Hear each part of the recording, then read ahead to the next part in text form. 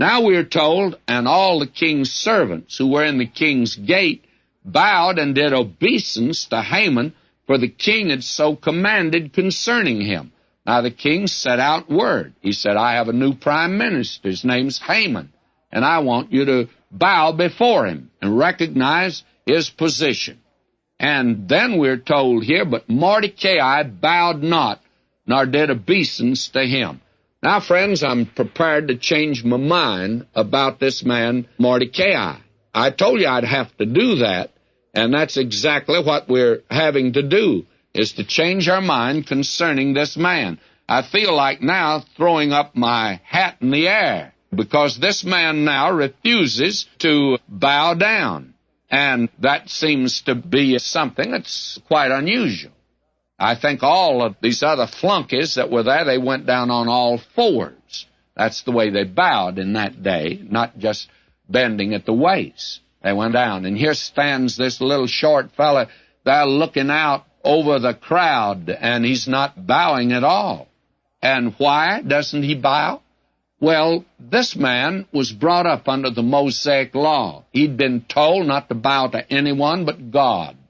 God was the only one. Thou shalt have no other gods before me. You're not to bow or to worship and to do anything like this. So this man's not about to do that.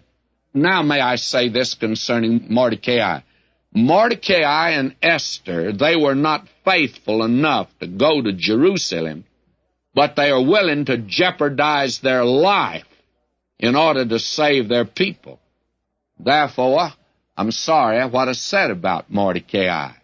And you and I today need to recognize this. Let God determine who's faithful. We're not the ones to determine that.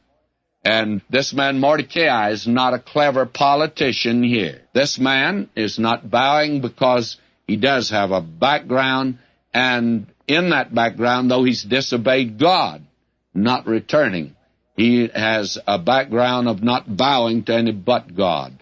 Now we have in verse 3, Then the king's servants who were in the king's gate said unto Mordecai, Why transgresseth thou the king's commandment? They said to him, You're foolish. You're jeopardizing your position and your life. Go down on all fours before him. But this man didn't do that. And it came to pass when they spoke daily unto him, every day now, this man Haman had come in. And when he did, all of them went down on all fours except Mordecai. And he hearkened not unto them.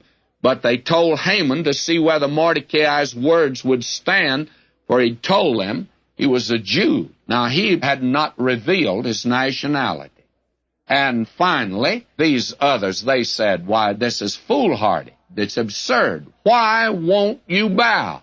And finally, he had to tell them. He said, I'm a Jew. And the minute he said that, in that day, he gave away his religion.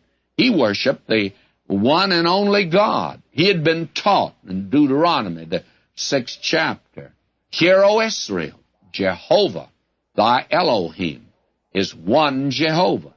Jehovah, thy plural God, is one Jehovah.